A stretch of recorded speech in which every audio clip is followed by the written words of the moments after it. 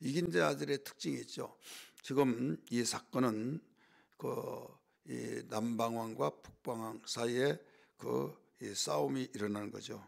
이 세상 나라를 가리키고 있어요. 네가 이기냐 내가 이기냐 서로 치고받고, 또 때로는 사이 좋은 것 같은데 속은 내심은 그렇지 않다. 여기에서 잘 가르쳐주고 있죠. 이러한 것들이 이루어지고 지금도 이루어가고 있고, 세상 나라들은 모두 다 그렇게 그런 특징을 가지고 나가고 있습니다. 그러면 오늘 그 특징이 무엇인가를 본문 안에서 36절에서 45절까지 있는 내용을 비춰서 본다면, 그들의 특징은 첫째로 그는 신들을 무시하고 자칭 자신들이 신이라 이렇게 생각하고 움직이고 있습니다. 신들을 무시한다. 세상 신은 유일한 신, 스스로 계시고 자존하시고 영원한 신은 하나님뿐이 없죠. 여호와 하나님. 그런데 하나님이 만들어 놓은 피조물들이 자기들이 신이라고, 자칭 신이라고 말을 하는데, 그 영향을 받아서 내가 힘이 세고 내가 이기고 내가 잘되고 그러면 신적 존재로 군림하고 있다 이거죠. 그래서 신은 없는데, 그래서 나 외에 다른 신은 없다, 두지 말아라, 하늘의 어떤 형상이나 땅의 어떤 형상을 만들지 말고, 심지어는 바다 물속의 어떤 형상도 만들지 말고 절하지 말아라 말씀했어요. 그러나 그들은 나름대로 다 자기가 성공하고 또 싸움에서 이기면 척겨 세우잖아요. 그럴 때 영웅이 되죠. 영웅이 될 때 자기가 신이라고 한다. 그래서 사회주의에서는 독재자가 신이에요. 그래서 신이 아닌데 신인 체 하면서 신적 존재로서 군림을 하고 있다 이거죠. 그래서 36절 보세요. 그 왕은, 여기서 그 왕은 북방왕을 말하고 있어요. 그 왕은 자기 마음대로 행하며 스스로 높여 모든 신보다 크다 하며 자기가 가장 큰 신이다 이거죠. 비상한 말로 신들의 신을 대적하며, 신들끼리 있는데 서로 대적한다 이거죠. 형통하기를 분노하심이 그칠 때까지 하리니, 하나님이 마지막 때 발악하고 있을 때 그냥 관망하면서 놔두는 거예요. 왜? 너희가 아무리 발악하더라도, 너희들이 신이라고 하더라도 서로 치고받고 싸우면서 내가 최고의 신이라 한다 할지라도 웃기지 마라. 너희들 이제 얼마 남지 않았으니까 마음대로 해봐라. 그냥 놔두는 거죠. 여러분, 사형수에게도 마지막 말 할 말이 있느냐 하면서 기회를 주잖아요. 그래서 이 악한 자가 잘되고 악한 자가 이 어떤 제한 없이 뛰놀고 아주 모든 것을 발악할 때 통제할 수 없는 것 같이 보인다 할지라도 그걸 두려워해서는 안 됩니다. 특징이에요.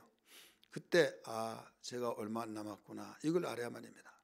정치하는 사람들이 하늘 모르고 하나님 부정하고 그냥 날뛰면서 자기들이 다 할 것 같죠.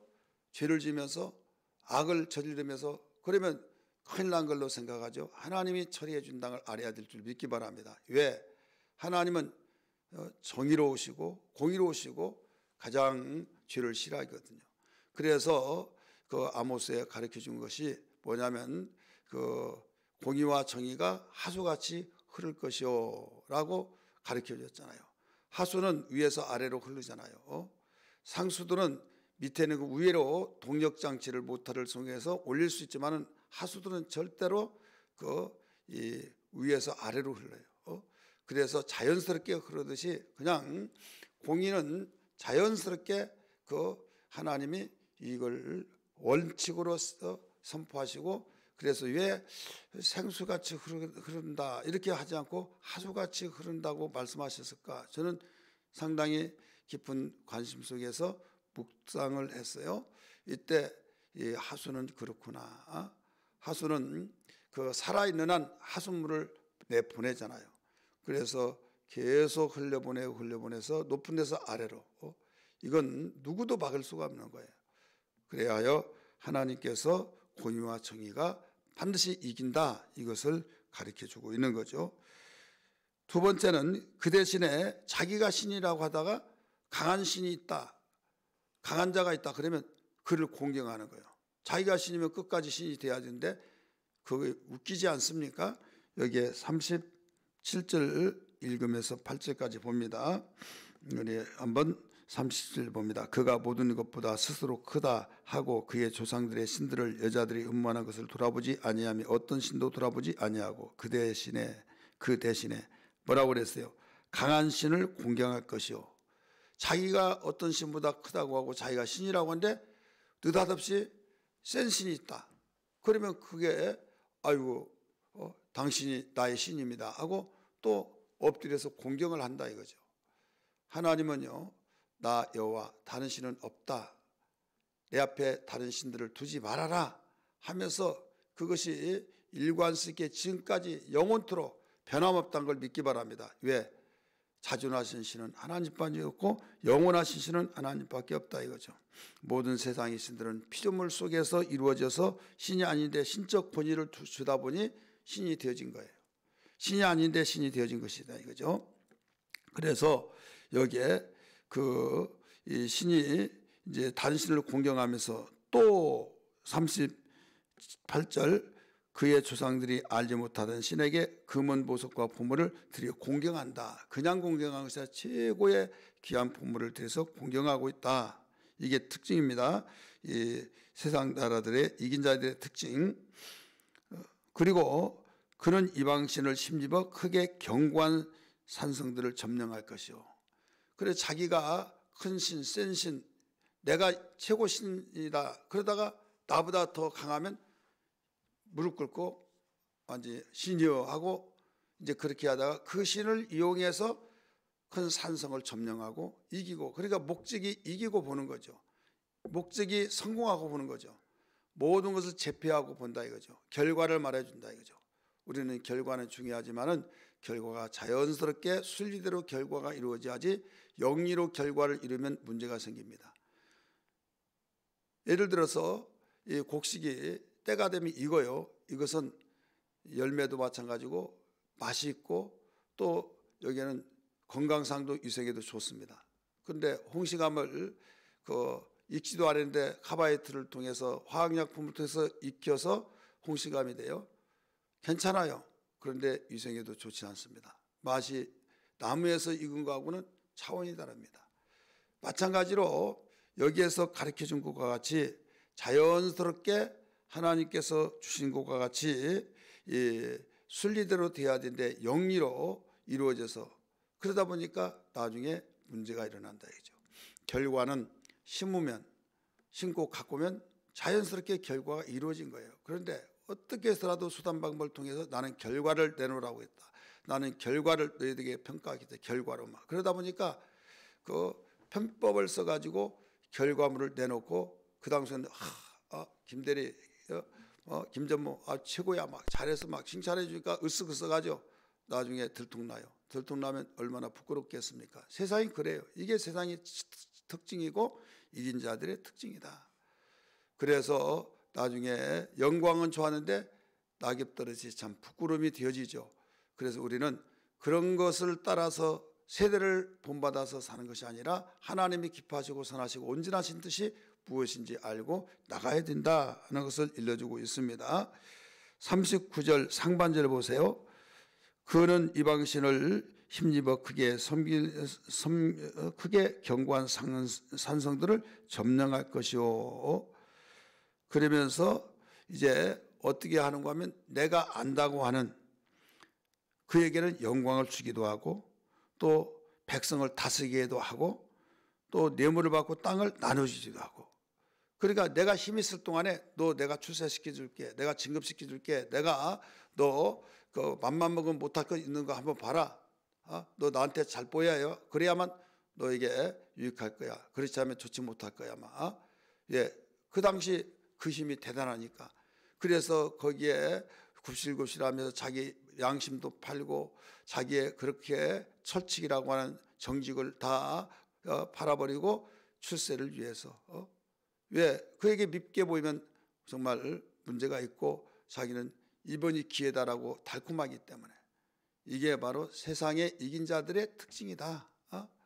오늘 우리는 이긴 자들의 특징을 생각해 볼 때 사실 그렇지 않느냐? 사실 그렇지 않습니까?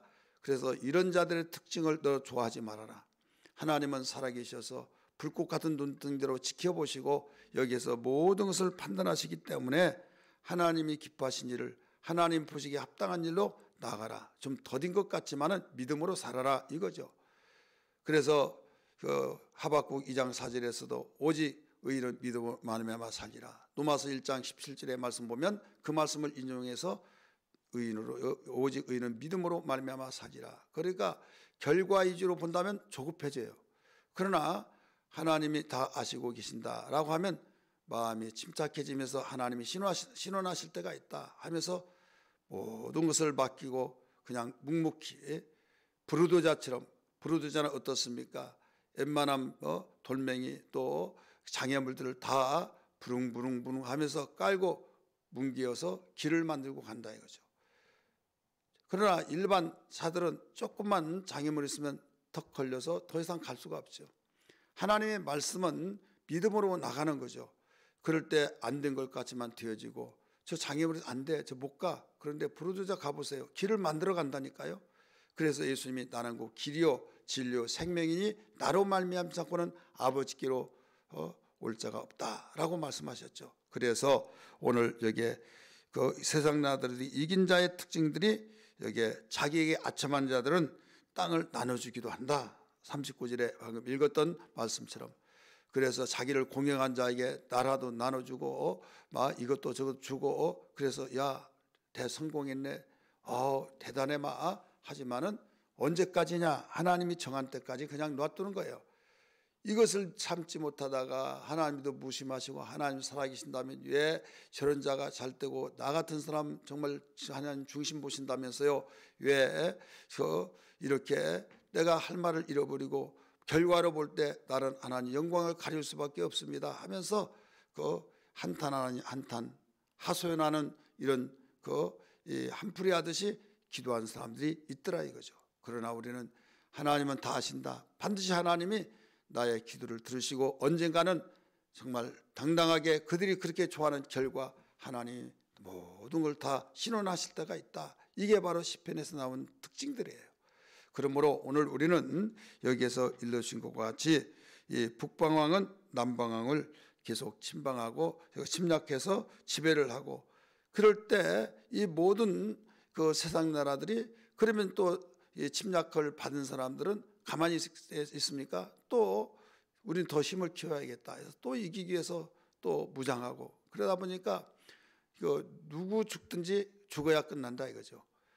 그러다 보니 살벌하고 그렇게 가까이 지냈던 자들이 완전히 원수 척지고 등 돌리고 비난하고 앙숙이 되어서 이게 세상 이긴 자들의 특징이다. 왜? 이기려고. 우리의 신앙은 뭡니까? 하나님이 이기게 하셔야 된다. 이게 순리입니다. 믿으시길 바랍니다. 하나님이 복 주셔야 된다. 하나님과 관계없이 복, 이건 얼마 가지 못한다. 낙엽이 떨어지듯이 어느 날 수수수수 떨어지면 그때는 참 얼마나 부끄럽냐. 우리는 하루살이 인생이 아니다 이거죠. 영원한 존재예요. 우리가 너무 이 세상도 막 굉장히 긴 세상 같아서 이걸 참아보지 못해가지고 막 조급하고 하다 보니까 우리의 신앙이 무너진 경우도 많이 있지 않습니까? 그래서 오죽하면 성경은 성령의 9가지 열매 중에서 오래 참음이라고 하는 인내, 그래서 끝까지 견디는 자는 구원을 얻으리라. 끝까지 참아라. 그래서 믿음이 있으면 소망을 갖게 하시고, 소망은 참아내는 거예요. 절대로 소망에서 인내하지 못하면 그 소망이 열매를 맺지 못합니다. 그러므로 여기에서 한 가지 알아야 할 것은 하나님과 관계를 갖는 사람은 어떤 위기 속에서도 하나님이 방패가 되어 주신다는 걸 알아야 될 줄 믿기 바랍니다. 어디 말씀이 나와 있는가 하면 41절 보세요. 41절. 그가 또 영화로운 땅에 들어갈 것이요 많은 나라를 패망하게 할 것이나, 지금 여기서 세상 나라들이 이기니까 막 영광을 차지하잖아요. 영화로운 땅에 들어가요. 그렇게 꿈꿨던 땅을 침략해서 내가 이겼다 막 하고 땅에 들어간다 이거죠. 그런데 문제가 뭐냐면 많은 나라들을 패망하기 위해서 영광의 영화로운 땅에 들어갔는데, 그건 뭐라고 그랬어요? 오직 에돔과 모압과 암몬 자손의 지도자들은 그의 손에서 벗어나리라. 이 나라들은요 강한 나라가 아니에요. 에돔, 모압, 암몬, 현재 요르단입니다. 현재 이 나라들은, 이 나라 지도자들, 왕들은 그들이 그렇게 침략하려고 하지만 여기다 벗어나리라 이거예요. 그 이유가 뭡니까? 하나님이 이스라엘 백성을 가나안 땅으로 인도할 때 그 여기에는 에돔을 치지 말아라, 모압과 암몬을 치지 말아라 그랬어요. 그 이유가 있어요. 왜 그런가 하면 그 에돔 족속의 조상이 누구예요? 에서죠. 에서는 아브라함의 손자입니다. 이삭의 아들. 그래서 하나님이 그 아브라함의 자손에게 축복을 약속하셨기 때문에 어떤 침략, 너희는 절대 그 가로막고 이런다 할지라도 여기서 건들지 말아라. 너희 혈육이다 이거예요. 그 다음에 여기에 그 모압과 암몬 나오죠. 여기는 누구예요? 노시 딸하고 그 함께해서 낳은 자손들의 조상이에요. 그래서 그 족속이다 이거죠. 그렇기 때문에 그 절대로 손대지 말아라. 그래서 아무리 그들이 이기고 모든 걸 다 이기는데 여기는 왜다? 이것은 하나님과 관계가 있다 이거죠. 하나님과 관계는 절대로 그 이겨내지 못한다. 이긴 것 같을지라도, 그들이 정복한 것 같을지라도 절대 그럴 수가 없다. 이것을 일러주고 있어요. 오늘 우리는 하나님과 관계가 이렇게 중요하다는 걸 알아야 될 줄 믿기 바랍니다. 하나님과 관계는 이렇게 어마어마하다 이거죠. 그리고 계속 이기고 막 패망을 시키고 자기는 정복하고 신바람 나죠. 근데 돌출되어지는 예고 없는 문제들이 생겨요. 그 세상 나라의 특징이에요. 복병을 만난다 이거죠. 그게 뭐냐면 이 44절 말씀 보세요. 그 43절은 계속 넓혀져 나갑니다. 43절은 보세요. 그가 권세로 세상 나라들의 권세, 이긴 자들의 권세로 애굽의 금은과 모든 보물을 차지할 것이요, 리비아의 사랑과 애굽 밑에가 리비아죠. 그 다음에 그 밑에 구소죠. 그 북아프리카입니다. 시종이 되리라. 종으로 삼아요. 그런데 여기에 접촉사가 하나 붙어요. 44절. 그러나 동북에서부터 소문이 이르러 그를 번민하게 함으로, 쿠데타가 일어난 거예요. 동북에서 쿠데타가, 아르메니아 거기를 가리키고 있어요. 그래서 씩씩거리면서 막 이럴 수 있어, 그 아무것도 아닌 것들이 감히 막 하면서 겁대가리가 없게 막 이런 식으로 해서 거기에 침략하기 위해서 나갑니다. 멸망시키려고 버르장머리 없이 감히 우리를 배반해 막. 그런데 하나님께서 하신 일을 보십시오. 45절. 그가 장막 궁전을 바다와 영화롭고 거룩한 산사이에 세울 것이나 그의 종말이 이르려니 도와줄 자가 없으리라. 이길 수 있다는 거예요? 도와줄 자가 없다. 복병이란 것이 있다 이거죠.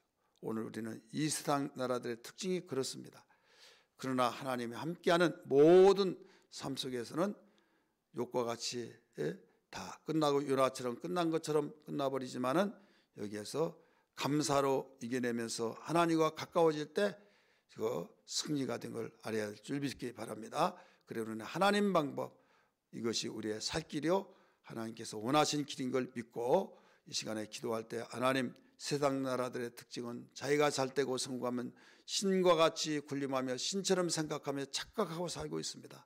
행여나 나도 모든 일이 다 잘 풀려지고 나갈 때 그럴까 심히 두렵사오니 겸손으로 허리를 독이고 끝까지 겸손으로 나가 하나님과의 관계가 끊어지지 아니하고 감사하며 겸손으로 살게 하여 주옵소서. 이런 기도가 되기를 주 이름으로 축원합니다. 할렐루야.